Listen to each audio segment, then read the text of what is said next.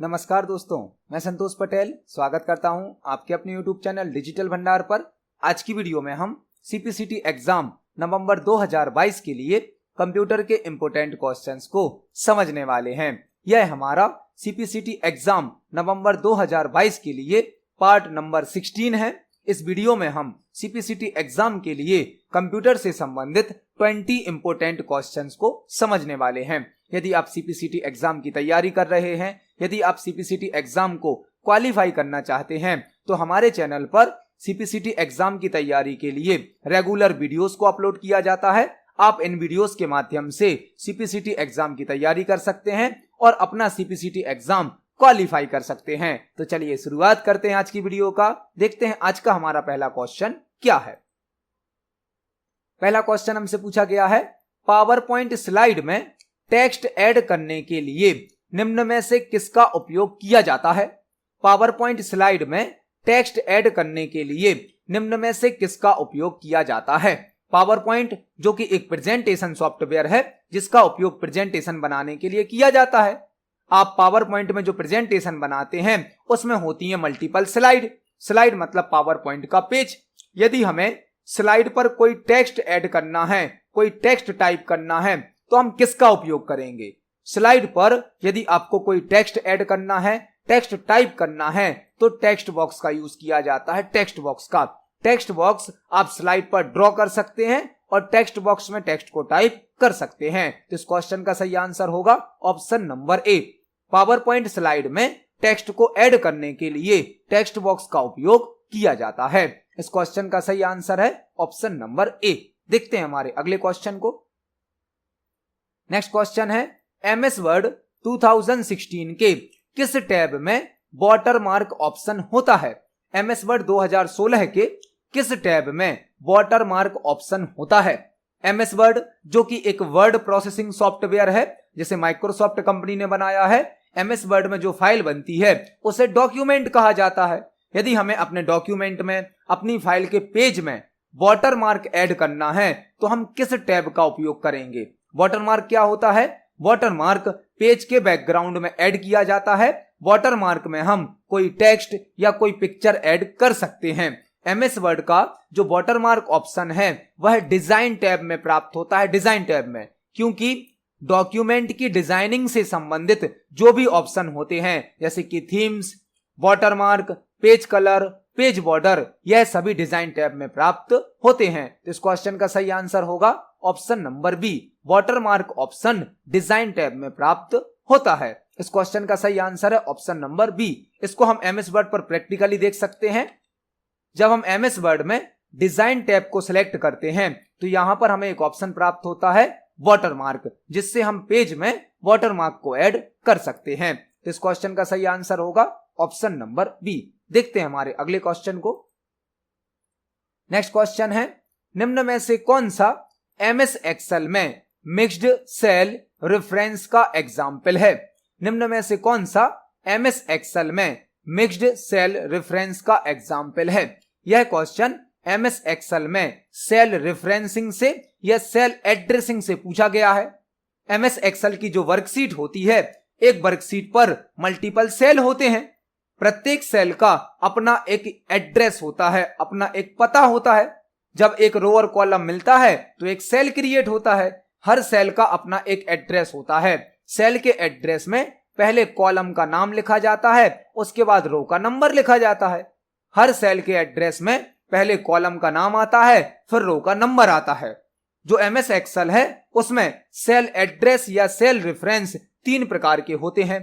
पहला होता है रिलेटिव सेल एड्रेस, दूसरा होता है एब्सोल्यूट सेल एड्रेस एब्सोल्यूट, और तीसरा होता है मिक्स्ड सेल रेफरेंस।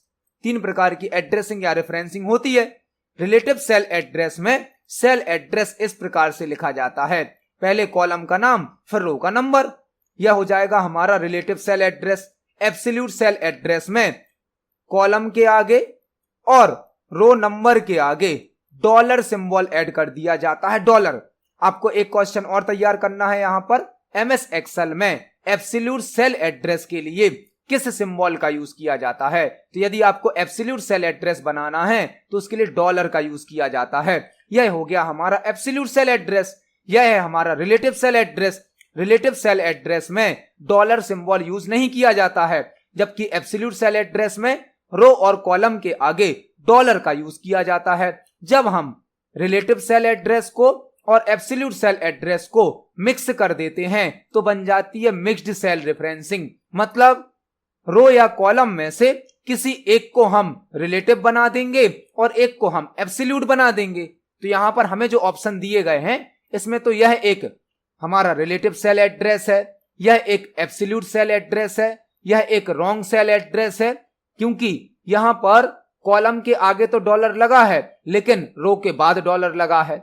यहां पर जो ऑप्शन नंबर डी है यह हमारा आंसर होगा। क्यों? क्योंकि इसमें कॉलम के आगे डॉलर लगा है, मतलब कॉलम हो गया एब्सोल्यूट, रो के आगे डॉलर नहीं लगा है, मतलब रो हो गई हमारी रिलेटिव। तो इस क्वेश्चन का सही आंसर होगा option number D. Relative cell address में डॉलर का यूज नहीं होता है, एब्सोल्यूट सेल एड्रेस में डॉलर का यूज होता है, और जब रो और कॉलम में से किसी एक के साथ डॉलर यूज किया जाता है, एक के साथ यूज नहीं किया जाता है, तो उसे कहते हैं मिक्स्ड सेल रेफरेंसिंग।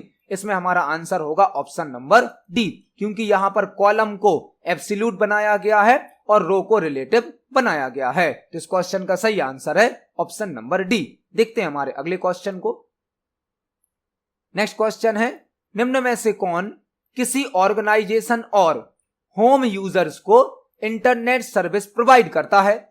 निम्न में से कौन किसी ऑर्गेनाइजेशन और होम यूजर्स को इंटरनेट सर्विस प्रोवाइड करता है? यह क्वेश्चन आपसे इस प्रकार भी पूछा जा सकता है कि निम्न में से कौन इंटरनेट सर्विस प्रदान करता है? वह होता है आईएसपी। आईएसपी कुछ कंपनियां होती हैं जो यूजर को या किसी ऑर्गेनाइजेशन को इंटरनेट की सर्विस प्रदान करती हैं, और आईएसपी का फुल फॉर्म होता है internet service provider. Internet service provider user को या किसी ऑर्गेनाइजेशन को इंटरनेट की सर्विस प्रदान करती हैं। इस क्वेश्चन का सही आंसर होगा ऑप्शन नंबर ए। यहां पर आपको 3 क्वेश्चन और तैयार करने हैं। यूआरएल का फुल फॉर्म क्या होता है? यूआरएल का फुल फॉर्म होता है uniform resource locator. Uniform resource locator. DNS का full form domain name system. Domain name system. www का full form world wide web. World wide web. तो यहां पर हमने एक साथ 4-5 क्वेश्चन को तैयार किया। इस क्वेश्चन का सही आंसर है ऑप्शन नंबर ए। देखते हैं हमारे अगले क्वेश्चन को। नेक्स्ट क्वेश्चन है, एमएस वर्ड में कॉपीराइट सिंबल को टाइप करने के लिए किस शॉर्टकट की का उपयोग किया जाता है? एमएस वर्ड में कॉपीराइट सिंबल को टाइप करने के लिए किस शॉर्टकट की का उपयोग किया जाता है? कॉपीराइट सिंबल जो कि इस प्रकार से होता है, कई प्रोडक्ट के साथ, कई कंटेंट के साथ, इंफॉर्मेशन के साथ कॉपीराइट सिंबल का यूज किया जाता है। यदि हमें एमएस वर्ड में कॉपीराइट सिंबल को टाइप करना है तो कौन सी शॉर्टकट की यूज होगी? आपको कॉपीराइट की स्पेलिंग याद रखनी है। कॉपीराइट की स्पेलिंग सी से स्टार्ट होती है, मतलब शॉर्टकट की क्या होगी? Control alt C. Control alt C copyright की शॉर्टकट की होती है, जिससे आप कॉपीराइट सिंबल को टाइप कर सकते हैं। यहां पर आपको 2 क्वेश्चन और तैयार करने हैं। ट्रेडमार्क सिंबल की शॉर्टकट की क्या होती है? ट्रेडमार्क। और रजिस्टर्ड सिंबल की शॉर्टकट की क्या होती है? हम इन तीनों शॉर्टकट की को, इन तीनों क्वेश्चन को एमएस वर्ड पर प्रैक्टिकली सीखने वाले हैं। हम कॉपीराइट सिंबल को टाइप करने की शॉर्टकट की, ट्रेडमार्क सिंबल को टाइप करने की शॉर्टकट की और रजिस्टर्ड सिंबल को टाइप करने की शॉर्टकट की एमएस वर्ड पर सीखने वाले हैं। इस क्वेश्चन का सही आंसर होगा ऑप्शन नंबर बी। चलते हैं एमएस वर्ड पर। यदि हम एमएस वर्ड में कंट्रोल ऑल्ट सी को प्रेस करते हैं तो आप देख सकते हैं कॉपीराइट सिंबल टाइप हो रहा है कंट्रोल ऑल्ट सी से। दूसरी शॉर्टकट की ट्रेडमार्क सिंबल की कंट्रोल ऑल्ट टी से ट्रेडमार्क सिंबल टाइप होता है कंट्रोल ऑल्ट टी से। और यदि आपसे पूछा जाता है रजिस्टर्ड सिंबल की शॉर्टकट की क्या है? रजिस्टर्ड सिंबल, तो control alt R. Control alt R से रजिस्टर्ड सिंबल टाइप हो जाता है। तो हमने एक साथ 3 क्वेश्चन तैयार करे। इस क्वेश्चन का सही आंसर है ऑप्शन नंबर बी। देखते हैं हमारे अगले प्रश्न को। नेक्स्ट क्वेश्चन है, एमएस एक्सेल में इक्वल फ्लोर 50,8 का आउटपुट क्या होगा? एमएस एक्सेल में यदि हम फ्लोर फंक्शन को टाइप करते हैं और यहां पर हम आर्ग्यूमेंट देते हैं 50,8 तो हमें क्या आउटपुट प्राप्त होगा? यह क्वेश्चन सीपीसीटी के लिए बहुत ही इंपॉर्टेंट है, क्योंकि सीपीसीटी के पेपर में सीलिंग फंक्शन से और फ्लोर फंक्शन से कई बार क्वेश्चन पूछे जाते हैं। हमने प्रीवियस वीडियो में सीलिंग फंक्शन को समझा था, आज हमें क्वेश्चन मिल गया फ्लोर फंक्शन का। फ्लोर और सीलिंग एक जैसे फंक्शन है, बस दोनों की वर्किंग में थोड़ा सा अंतर होता है। जो फ्लोर फंक्शन है, फ्लोर को आपको याद रखना है नीचे से बॉटम से, और सीलिंग को याद रखना है ऊपर से टॉप से। यह दोनों ही फंक्शन हमें राउंड ऑफ करके कोई नंबर देते हैं, राउंड ऑफ करके। यहां पर हमने लगाया है इक्वल फ्लोर 50, 8। इसका मतलब क्या है, 50 को 8 से डिवाइड करना है। यदि 50 8 से पूरा पूरा डिवाइड हो जाता है तो आंसर आएगा 50 ही। लेकिन यदि 50 8 से पूरा डिवाइड नहीं होता है तो आपको 50 से कम एक ऐसा नंबर सेलेक्ट करके दिया जाएगा जो 8 से पूरा पूरा डिवाइड हो जाएगा। फ्लोर फंक्शन मतलब नीचे करेगा, वैल्यू को कम करेगा। यदि 50 8 से पूरा पूरा डिवाइड हो जाता है तो आंसर होगा 50 ही। लेकिन यदि 50 8 से पूरा डिवाइड नहीं होता है तो 50 से कम एक ऐसा नंबर सेलेक्ट किया जाएगा जो 8 से पूरा डिवाइड हो जाएगा। तो 50 तो 8 से पूरा डिवाइड होगा नहीं, यहां पे 8 से पूरा डिवाइड क्या हो जाएगा, 48। 8 छंग 48, मतलब यहां पर आंसर कितना मिलेगा हमें, 48। और यही फंक्शन यदि हम फ्लोर की जगह सीलिंग फंक्शन से करें, सीलिंग से, तो सीलिंग में क्या हो जाएगा, जब हम 50 को 8 से डिवाइड करेंगे, 50 को 8 से, तो 50 तो 8 से डिवाइड होगा नहीं, तो सीलिंग फंक्शन हमें 50 से बड़ा वह नंबर देगा जो 8 से पूरा पूरा डिवाइड हो जाएगा। मतलब सीलिंग फंक्शन राउंड अप करता है और फ्लोर फंक्शन राउंड डाउन करता है। फ्लोर फंक्शन हमें वह नंबर सेलेक्ट करके देता है जो दिए गए नंबर से पूरा डिवाइड होगा या फिर उससे छोटा होगा, और सीलिंग फंक्शन हमें वह नंबर सेलेक्ट करके देता है जो इस नंबर से पूरा पूरा डिवाइड हो जाएगा या फिर इस नंबर से बड़ा होगा। हम दोनों फंक्शन को एक्सेल पर प्रैक्टिकली समझने वाले हैं। इस क्वेश्चन का सही आंसर होगा 48। अब चलते हैं एक्सेल पर और फ्लोर और सीलिंग दोनों फंक्शन को समझते हैं। यहां पर हमने एक्सेल में इक्वल के साथ फ्लोर फंक्शन को टाइप किया। फ्लोर यहां पर हमने दिया 50, 8, मतलब 50 में 8 से भाग देना है और एक ऐसा नंबर सेलेक्ट करना है जो 8 से पूरा डिवाइड हो जाए। तो 50 तो 8 से पूरा डिवाइड होगा नहीं, यहां पर एंटर करने पर हमें आंसर क्या मिला, 48, 48, क्योंकि 48 8 से पूरा डिवाइड हो जाता है। लेकिन यही काम यदि हम सीलिंग फंक्शन से करते, सीलिंग से हम देते यहां पर 50, 8, तो देखिए आउटपुट क्या मिला हमें, 56 मिला। फ्लोर फंक्शन ने जब 50 8 से पूरा डिवाइड नहीं हुआ तो उसको कम करके एक नंबर सेलेक्ट किया और आपको वह नंबर दिया जो 8 से पूरा डिवाइड हो रहा है, 8 छंग 48। जबकि सीलिंग फंक्शन ने क्या किया, 50 जब 8 से पूरा डिवाइड नहीं हुआ तो आपको 50 से बड़ा एक नंबर सेलेक्ट करके दिया जो 8 से पूरा पूरा डिवाइड हो जाएगा। तो यहां पर हमने एक साथ फ्लोर फंक्शन को और सीलिंग फंक्शन को समझा। इसको आप और अच्छे से समझ सकते हैं। यदि हम 8 की टेबल को यहां पर प्रिंट करें तो आप देख सकते हैं हमने डिवाइड किया था 8 से 50 को, तो 50 तो 8 की टेबल में आता नहीं है। इससे कम क्या मिला हमें, 48। तो 48 कौन से फंक्शन ने दिया हमें, फ्लोर ने। और इससे बड़ा क्या मिला, 56। 56 हमें किसने दे दिया, सीलिंग फंक्शन ने, क्योंकि 50 8 से पूरा पूरा डिवाइड नहीं होता है। तो इस क्वेश्चन का हमारा आंसर होगा option number C. Floor function दिए गए नंबर को 8 से डिवाइड करेगा, यदि वह पूरा पूरा डिवाइड हो जाएगा तो वही आंसर होगा हमारा 50। लेकिन यदि पूरा डिवाइड नहीं होगा तो 50 से कम एक नंबर सेलेक्ट किया जाएगा जो 8 से पूरा पूरा डिवाइड हो जाएगा। तो इस क्वेश्चन का सही आंसर है ऑप्शन नंबर सी। देखते हैं हमारे अगले क्वेश्चन को। नेक्स्ट क्वेश्चन है, एमएस वर्ड में डिफॉल्ट लाइन स्पेसिंग क्या होती है। एमएस वर्ड में डिफॉल्ट लाइन स्पेसिंग क्या होती है। लाइन स्पेसिंग क्या होती है पहले हमें यह समझना होगा। जब आप एमएस वर्ड में कोई पैराग्राफ टाइप करते हैं तो आपने देखा होगा दो लाइनों के बीच में कुछ गैप होता है, दो लाइनों के बीच में कुछ स्पेस होता है, इसे कहा जाता है लाइन स्पेसिंग। लाइन स्पेसिंग कई प्रकार की होती है, 1 line spacing, 1.15 line spacing, 1.5 line spacing, 2 line spacing, multi line spacing. हमसे पूछा गया है एमएस वर्ड में डिफॉल्ट लाइन स्पेसिंग क्या होती है। डिफॉल्ट लाइन स्पेसिंग होती है 1.15। जब आप एमएस वर्ड में कोई पैराग्राफ टाइप करते हैं तो उसमें अपने आप 1.15 लाइन स्पेसिंग सेट होती है। आपको यहां पर 3 क्वेश्चन और तैयार करने हैं। एमएस वर्ड में सिंगल लाइन स्पेसिंग के लिए क्या शॉर्टकट की होती है? सिंगल लाइन स्पेसिंग के लिए Ctrl+1, Ctrl+1 से सिंगल लाइन स्पेसिंग सेट की जाती है।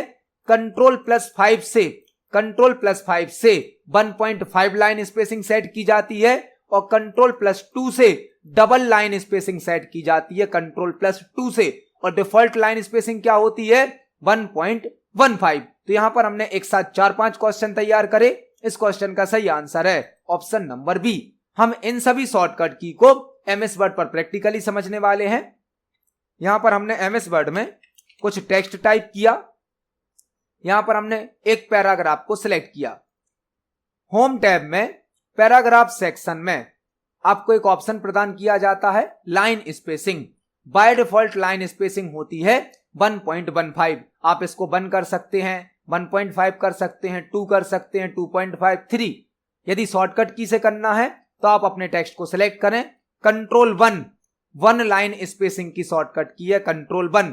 Ctrl+2 डबल लाइन स्पेसिंग की शॉर्टकट की है। Ctrl+5 1.5 लाइन स्पेसिंग की शॉर्टकट की है। तो इस क्वेश्चन का सही आंसर होगा ऑप्शन नंबर बी। देखते हैं हमारे अगले क्वेश्चन को। नेक्स्ट क्वेश्चन है, एमएस एक्सेल में निम्न में से कौन सा फंक्शन रेंज में वह सभी सेल काउंट करता है जो खाली नहीं है? एमएस एक्सेल में ऐसा कौन सा फंक्शन है जो दी गई रेंज में वह सभी सेल काउंट कर देगा जो ब्लैंक नहीं है, खाली नहीं है? यहां पर आपको 2-3 क्वेश्चन तैयार करने मिलेंगे। एमएस एक्सेल में यदि हमें भरे हुए सेल को काउंट करना है, हमसे पूछा क्या गया है? वह सभी सेल काउंट करने हैं जो खाली नहीं है। खाली नहीं है मतलब भरे गए हैं। अब भरे हुए सेल को काउंट करना है तो या तो काउंट फंक्शन का यूज कर सकते हो, या काउंट ए का यूज कर सकते हो, काउंट इफ का यूज कर सकते हो। लेकिन यहां पर हमसे पूछा गया है वह फंक्शन जो भरे गए सेल को, मतलब जो सेल खाली नहीं है, उनको काउंट करता है। यदि आप काउंट फंक्शन का यूज करोगे, काउंट का, तो यह केवल वह सेल काउंट करता है जो नंबर से भरे जाते हैं। काउंट ब्लैंक फंक्शन केवल खाली सेल को काउंट करता है। काउंट इफ फंक्शन नंबर से भरे गए वह सेल काउंट करता है जिनमें कंडीशन फुलफिल होती है, कंडीशन के आधार पर। लेकिन काउंट ए एक ऐसा फंक्शन है, काउंट ए एक ऐसा फंक्शन है जो किसी भी प्रकार की वैल्यू से भरे गए सेल को काउंट करता है।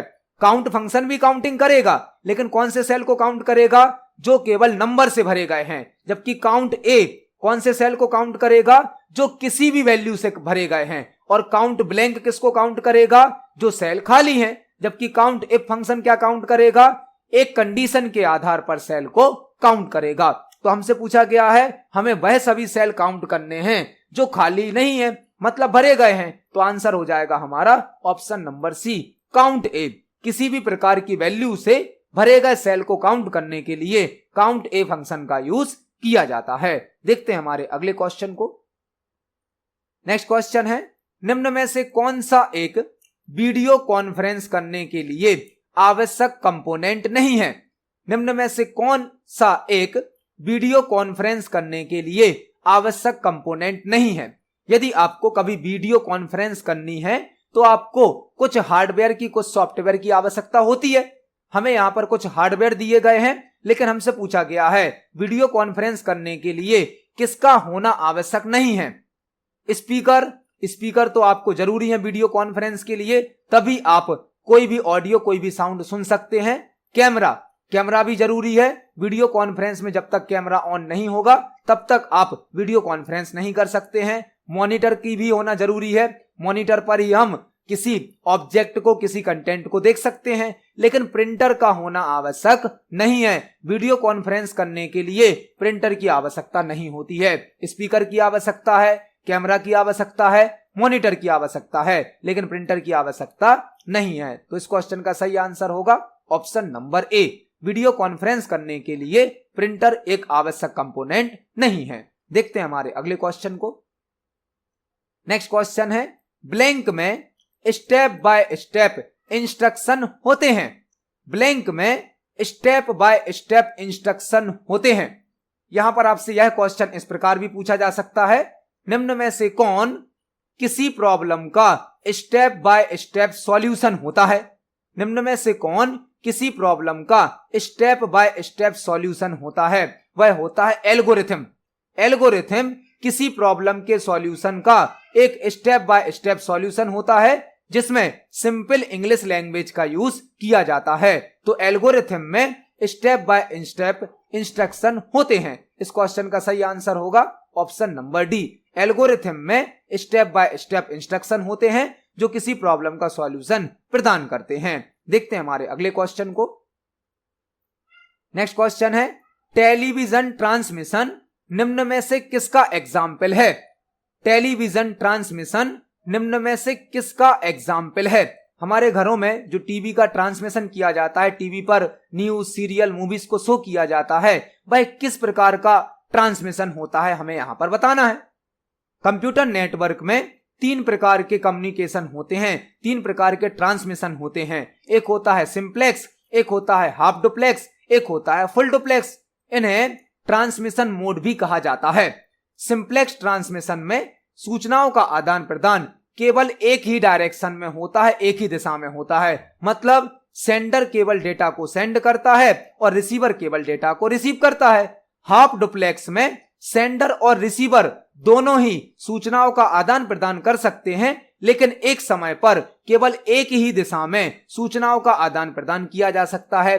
जबकि फुल डुप्लेक्स में एक साथ एक ही समय पर दोनों दिशाओं में सूचनाओं का आदान प्रदान किया जा सकता है। तो जो टेलीविजन का ट्रांसमिशन होता है वह होता है सिंप्लेक्स, क्योंकि यहां पर टीवी पर, टेलीविजन पर आपको जो इंफॉर्मेशन, जो कंटेंट दिखाया जाता है, आप केवल उसको देख सकते हैं, उसमें किसी भी प्रकार के अपनी इंफॉर्मेशन को ऐड नहीं कर सकते हैं। इसलिए टेलीविजन ट्रांसमिशन होता है सिंप्लेक्स। इस क्वेश्चन का सही आंसर होगा option number A. Television transmission simplex होता है। देखते हैं हमारे अगले क्वेश्चन को। नेक्स्ट क्वेश्चन है एक्स और गेट में a = 1 b = 1 इनपुट करने पर क्या आउटपुट प्राप्त होता है। एक्स और गेट में a = 1 और b = 1 इनपुट करने पर क्या आउटपुट प्राप्त होता है। अब सीपीसीटी के पेपर में 1-2 क्वेश्चन कंप्यूटर के लॉजिक गेट से भी पूछे जाते हैं। लॉजिक गेट जो कि कई प्रकार के होते हैं, AND gate, OR gate, NOT gate, NOR gate, NAND gate, XOR gate, X NOR gate. हमने अपने प्रीवियस 2 वीडियोस में एंड गेट को और गेट को समझा है। आज हमें जो क्वेश्चन मिला है वह मिला है एक्स और गेट से। एक्स और का मतलब होता है एक्सक्लूसिव और, एक्सक्लूसिव और। यहां पर एक्स और गेट में यदि हम ए और बी 2 इनपुट करते हैं तो यहां पर इनपुट क्या क्या हो सकता है, 0 0 0 1 1 0 और 1 1। एक्स और गेट में 2 इनपुट की वैल्यू यह हो सकती है। एक्स और गेट जो आउटपुट देता है वह आउटपुट इन इनपुट पर निर्भर करता है। एक्स और गेट में यदि दोनों इनपुट एक समान होते हैं तो 0 आउटपुट प्राप्त होता है, और दोनों इनपुट अलग अलग होते हैं तो 1 आउटपुट प्राप्त होता है।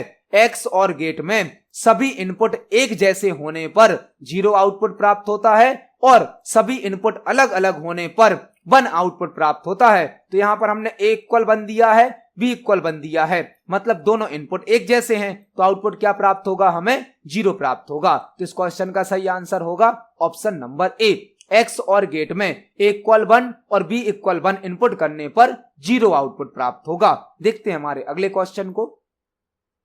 नेक्स्ट क्वेश्चन है कंप्यूटर नेटवर्क में MAC का फुल फॉर्म क्या होता है। कंप्यूटर नेटवर्क में MAC का फुल फॉर्म क्या होता है। इसे मैक एड्रेस भी कहा जाता है, मैक एड्रेस, जो कि किसी डिवाइस का फिजिकल एड्रेस होता है। कंप्यूटर नेटवर्क में MAC मतलब कि मैक एड्रेस का फुल फॉर्म क्या होता है।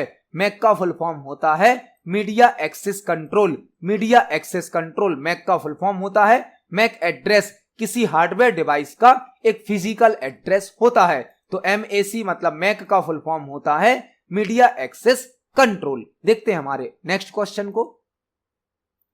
नेक्स्ट क्वेश्चन है MS एक्सेल का डिफॉल्ट व्यू क्या होता है।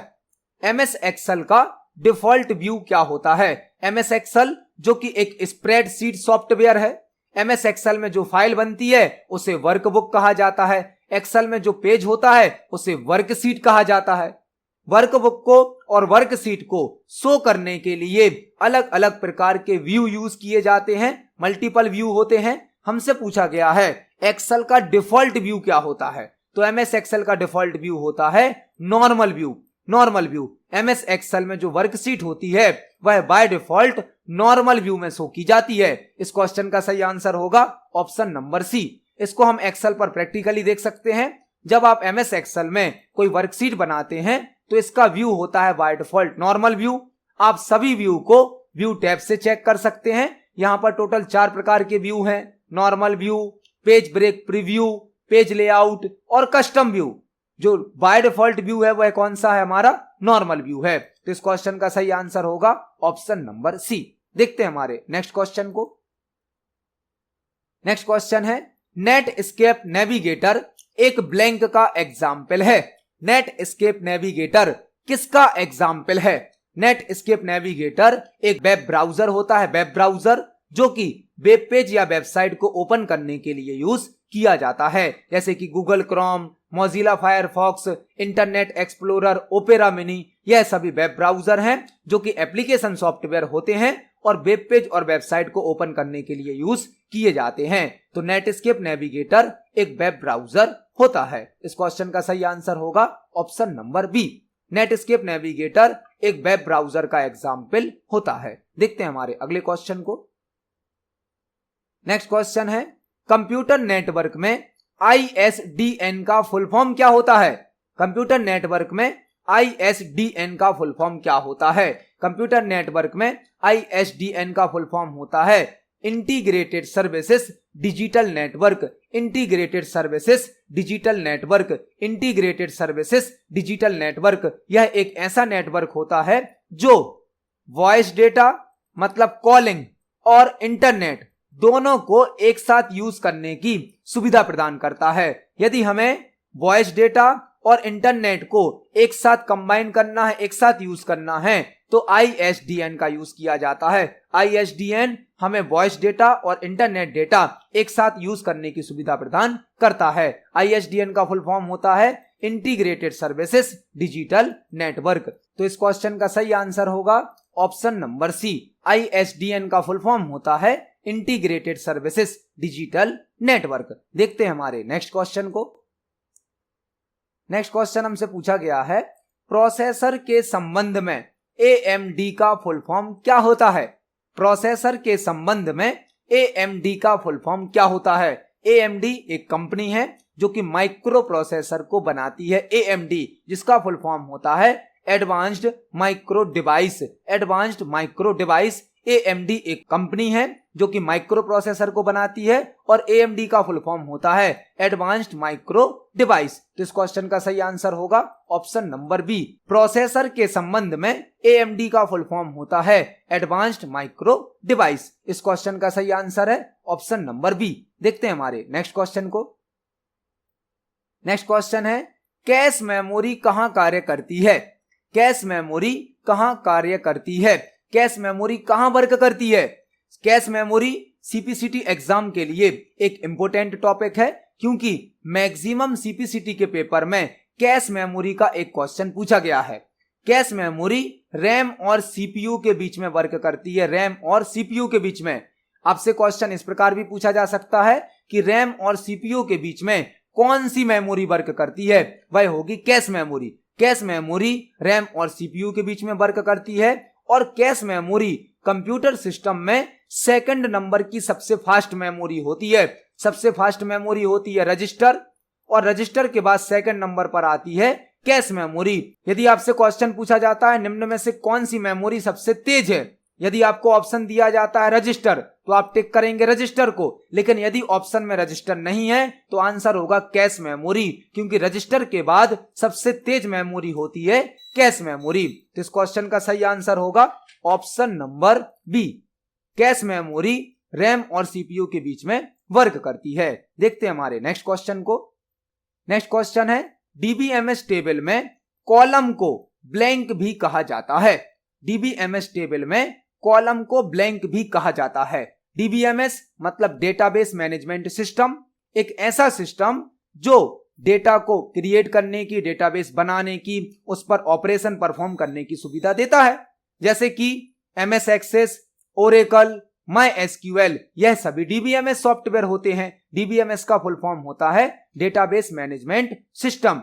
DBMS के अंदर जो टेबल बनाई जाती है उस टेबल में मल्टीपल रो होती हैं, मल्टीपल कॉलम होते हैं। टेबल की रो को टपल या रिकॉर्ड कहा जाता है। टेबल की रो को टपल या रिकॉर्ड कहा जाता है। इसी प्रकार से टेबल के कॉलम को फील्ड या एट्रीब्यूट कहा जाता है। फील्ड या एट्रीब्यूट। तो DBMS टेबल में जो कॉलम होते हैं उसे फील्ड या एट्रीब्यूट कहा जाता है। इस क्वेश्चन का सही आंसर होगा ऑप्शन नंबर ए। देखते हैं हमारे नेक्स्ट क्वेश्चन को। नेक्स्ट क्वेश्चन है, किसी वेबसाइट को ब्लैंक पर होस्ट किया जाता है। किसी वेबसाइट को ब्लैंक पर होस्ट किया जाता है। एक वेबसाइट मल्टीपल वेब पेजेस का कलेक्शन होती है। एक वेबसाइट मल्टीपल वेब पेजेस का कलेक्शन होती है।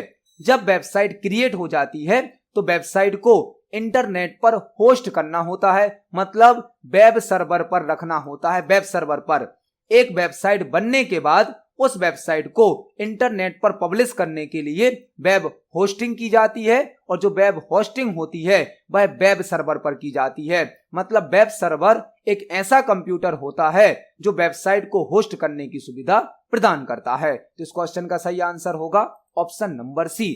वेबसाइट को वेब सर्वर पर होस्ट किया जाता है। इस क्वेश्चन का सही आंसर है ऑप्शन नंबर सी।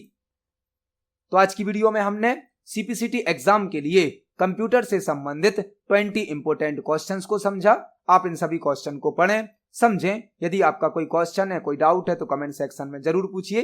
वीडियो पसंद आती है तो वीडियो को लाइक करें, ज्यादा से ज्यादा शेयर करें। मिलते हैं अगली वीडियो में। धन्यवाद।